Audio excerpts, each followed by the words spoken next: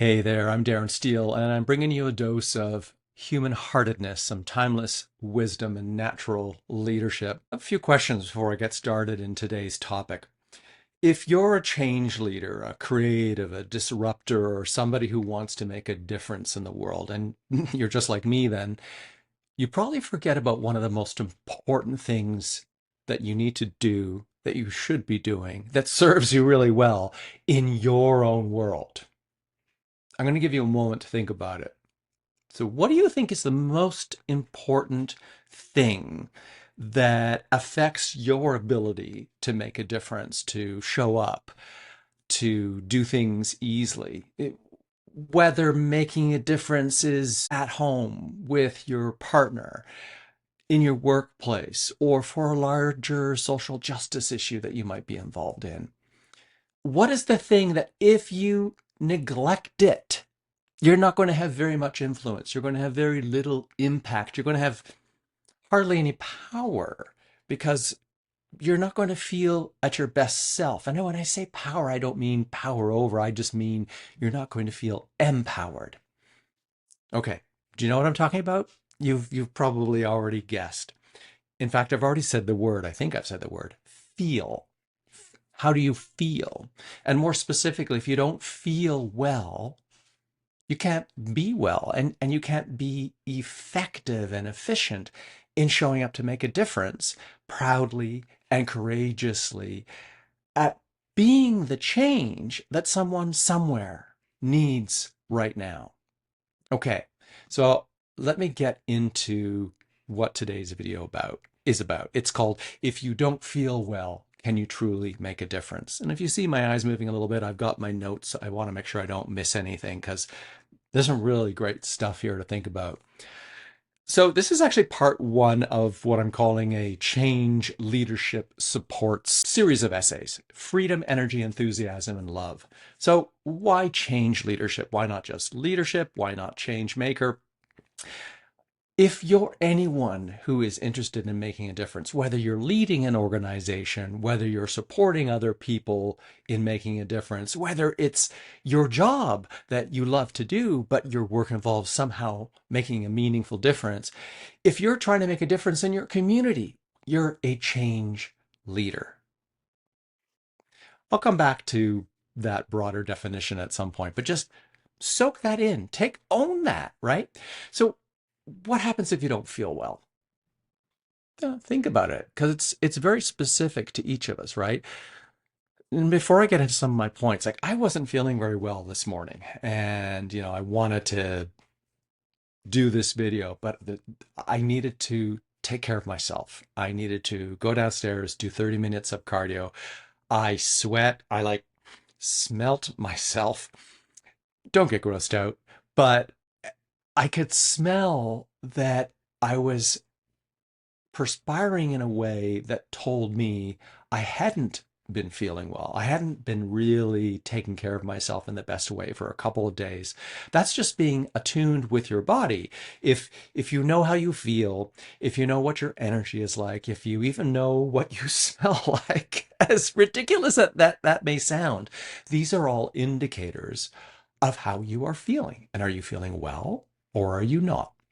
So, what happens if you don't feel well? Well, it's hard to function as your most authentic, influential, and powerful self. And if you're struggling in any way, let's say you've got something important that you need to do, how are you able to fully show up in that meaningful work to make a difference? And making a difference in the broadest sense of the word, meaning just getting things done, let alone actually making a meaningful difference if you're a change maker or a change leader. So your feelings are crucial to your influence and your impact. And when you're not feeling your best, your ability to tackle the problems or the challenges that you care about is greatly diminished. My own example, when I'm feeling in the dumps for whatever reasons, and it's usually more than one thing. It's a few things that layer up on top of each other, almost like the snowball effect going down the hill. going to hell, going down the hill and collecting um, these layers of things that bring us down, that bring us more into the undesirable feelings and emotions. If we catch it sooner than later, it's easier to recover. If we get to that point where the snowball hits a rock and we just crash, it takes a little bit more time to come back to feeling great. So feel, capital feel, F-E-E-L. That's an acronym that I like to use for freedom, energy, enthusiasm, and love. So let me go through these four vital elements of your well-being and help you place them in your own life to see how they affect you, and if you prioritize them together as a whole, how they'll improve your experience of life. Okay, so freedom, freedom from restrictions and stress. Energy, that's the natural abundance of like what you're able to do. And that's both your physical energy and your mental energy. Like that empowers your brain to think through, to solve problems, to think clearly. Physical energy to lift heavy objects or just get through your day without feeling tired and slouchy or whatever the case may be. Enthusiasm. Well, you could almost say this is a part of energy, but this is like the spark behind the energy and the peace of mind and your enjoyment of life, the enthusiasm that both makes you happy to be you and also attracts other people to be around you. And finally, love in its various forms. Now, I'm going to explain all of these in just a moment. So, again, I know I'm flogging a dead horse, as the horrible expression goes. If you're inspired to make a difference in the world, and if you're not feeling well, that impedes your ability to be effective. It just impedes your ability to have a wonderful, joyful life where you feel great, you have satisfaction and peace of mind, and you feel accomplished because you've been able to do what it is you set out to do, right? So when you're at your best and you feel well, this is my philosophy here. You can stand up courageously and proudly for what you know is right and support a common humanity of dignity and equity. That's what I mean by being a change leader. So how do you want to feel when you're making a difference?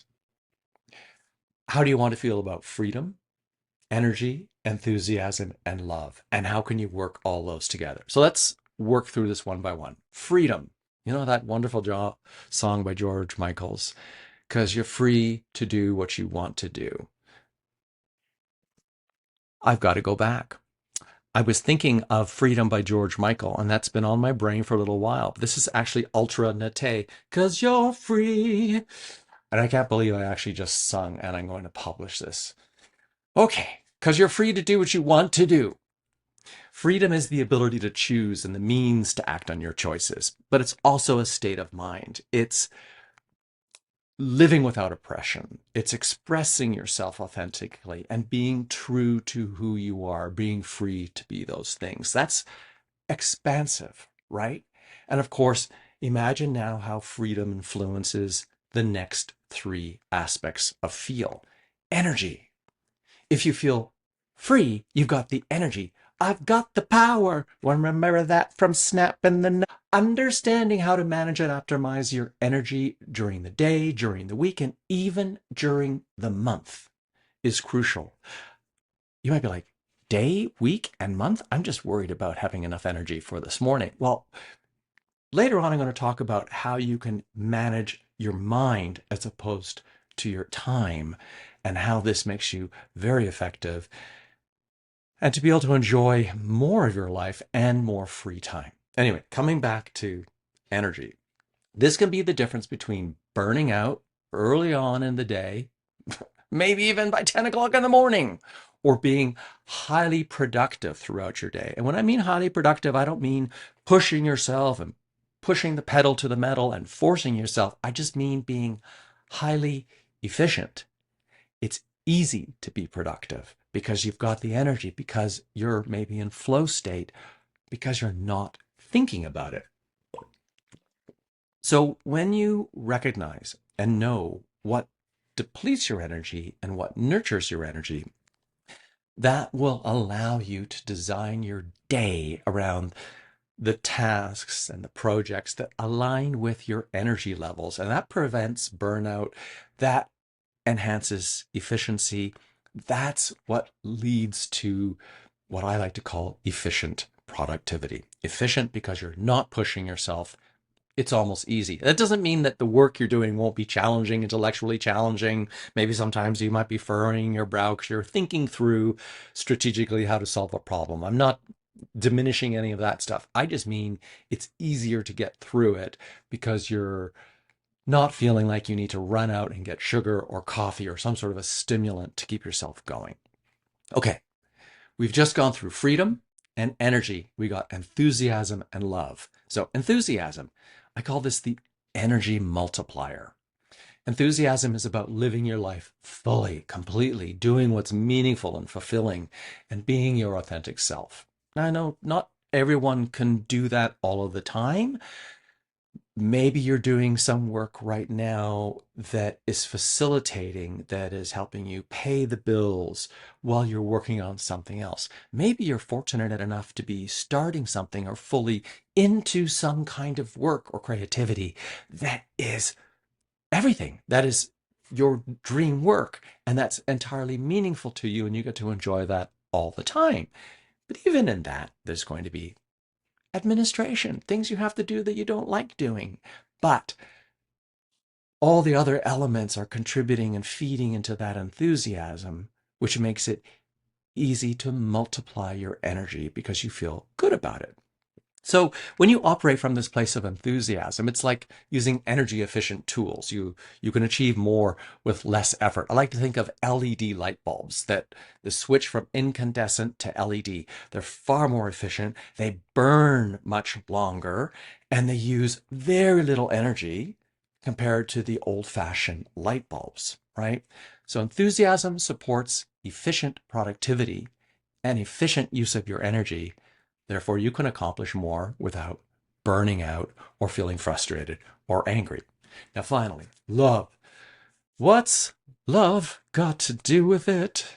I just did it again. Jeez, I sang. Okay, Tina Turner did it much better than I did. But when you feel love, you tap into your capacity for acceptance, connection, and care, both for yourself and for others. Now, acceptance, connection, and care, they make up, they're kind of like the three pillars of what love is. I'm not talking just about like loving your dog or loving your partner or loving your kids.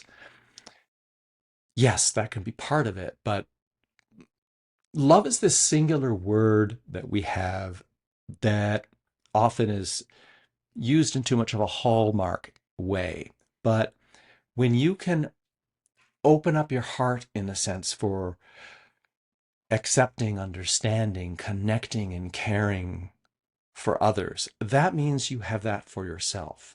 That means you are more open to be intellectually flexible. You're more willing to be impartial in analyzing a situation without being critically judgmental. It means that you might be more ready and open to hearing someone's point of view, even if challenging, before trying to force your opinion onto others.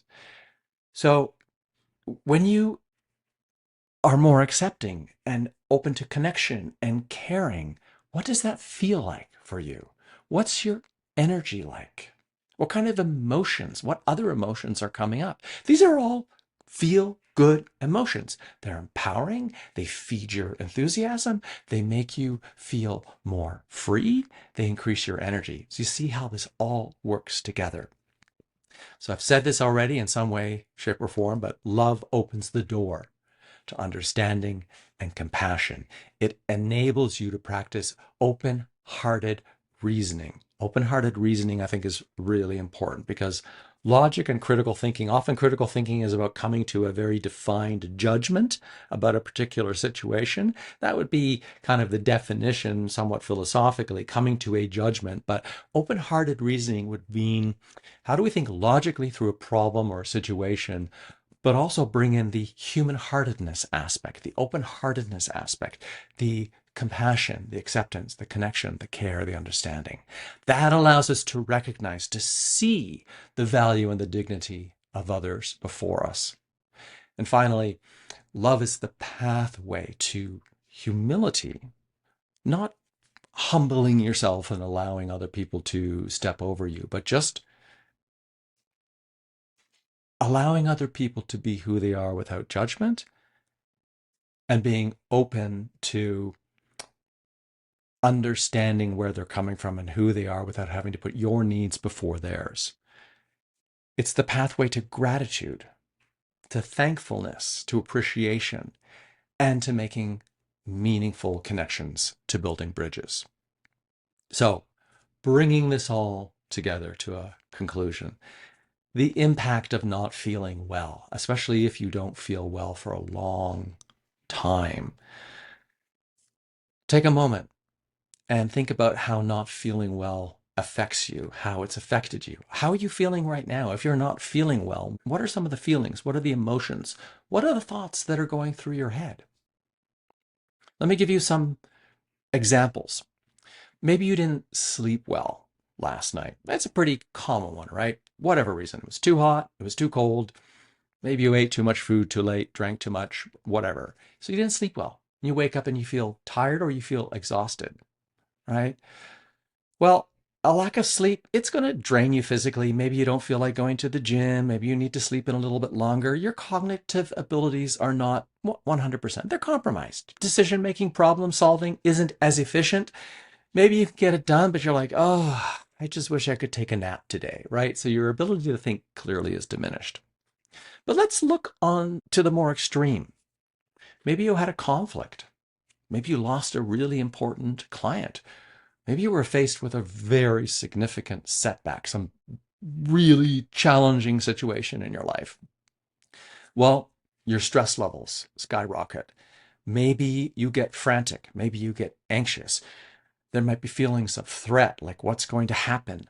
Maybe it's something to do with money insecurity or relationship insecurity, and you just fear what's going to happen, how I'm going to solve this problem. Those kinds of emotions are almost crippling and can be completely crippling for some people. They can impair your logical thinking and reasoning. They diminish your emotional well-being, your desired emotional states, and they completely disrupt your peace of mind. So, feel. How do you want to feel? What does freedom, energy, enthusiasm, and love mean to you? And how can you apply that to making a difference? What small, immediate action, what small, simple step can you take right now that will help you feel better, that will improve how you feel? What's a single step that you could take that would make you feel that you had more of an ability to choose? What would be one action you could take that would improve your energy? What would it take for you to feel more enthusiasm? What's one small practice you can try? And what about love? What's a step you can take to embrace acceptance, connection, or care? So when you can identify the barriers that are making it hard for you to feel well, that's the first step towards reclaiming your ability to make a meaningful impact. That's the first step towards taking some action that will improve how you feel so you can show up more easily and make a difference in the world as a change leader, change maker, a creative, however you label yourself. I would love to know. Let me know in the comments, what is the small, most immediate action you can take to start feeling better, to feel well right now? Thanks for watching. Thanks for listening. I'm Darren Stehle.